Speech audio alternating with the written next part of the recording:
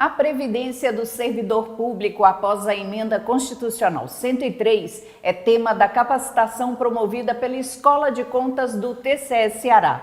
A instrutora do curso, Meire Mesquita, vai falar sobre as alterações e perspectivas das novas regras. Meire, seja bem-vinda à Acontece TV. Qual o objetivo do curso oferecido pelo IPC, que você será instrutora, sobre previdência do servidor público? Oi, Carol.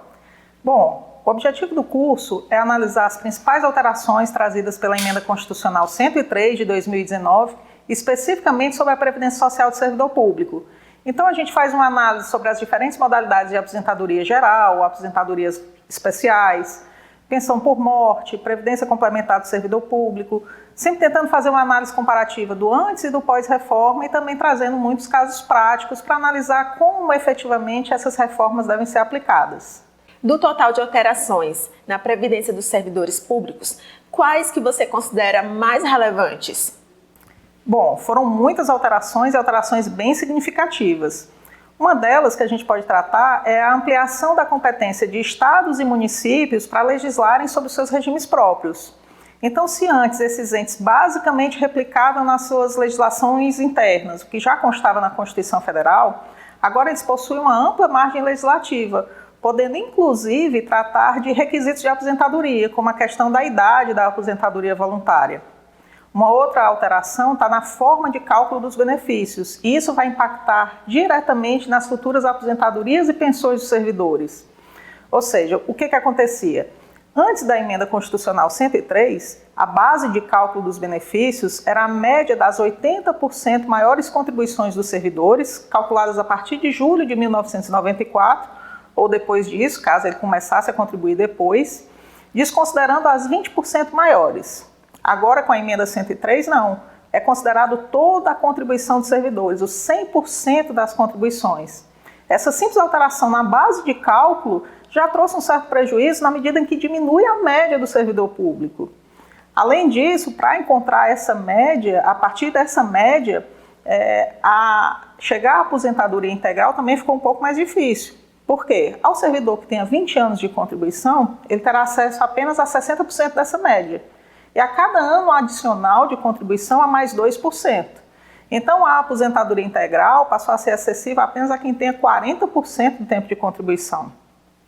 Mais uma alteração que a gente pode considerar também é a questão da obrigatoriedade da instituição de um regime de previdência complementar por todos os entes públicos que possuam um regime próprio de previdência social.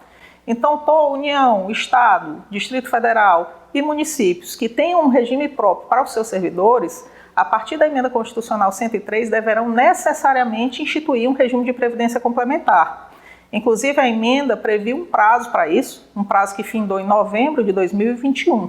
E aos entes que não tenham feito essa instituição, são previstas sanções de diversas ordens, como possível vedação ao recebimento de transferências voluntárias da União, suspensão de empréstimos de instituições financeiras federais. Essas são algumas das alterações. E para os servidores que faltam pouco tempo para se aposentar, como por exemplo 3 anos, como a reforma vai afetá-los? A Emenda 103, seguindo a mesma linha de reformas anteriores, também previu regras de transição para os servidores que estavam no meio do caminho.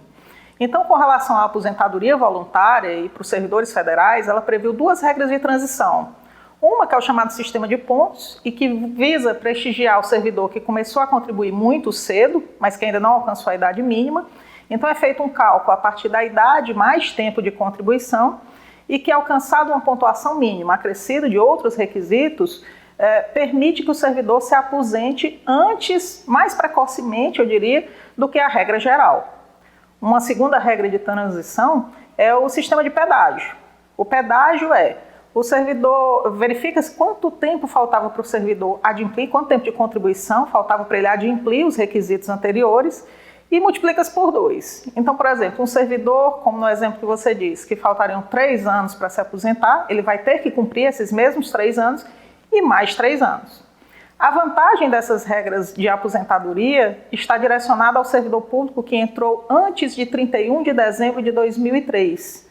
A esses servidores que implementem uma dessas regras de aposentadoria, eles terão direito à integralidade e à paridade.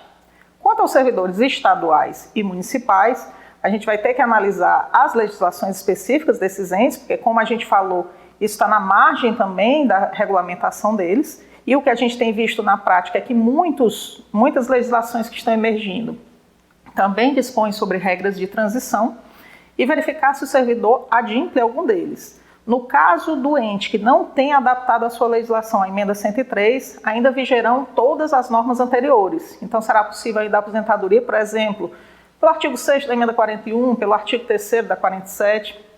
O importante dizer é, ao servidor público que esteja pleiteando, esteja na iminência da aposentadoria, que ele verifique a sua realidade, que ele analise todas as possíveis aposentadorias, possíveis fundamentos, porque cada uma delas tem ônus e bônus.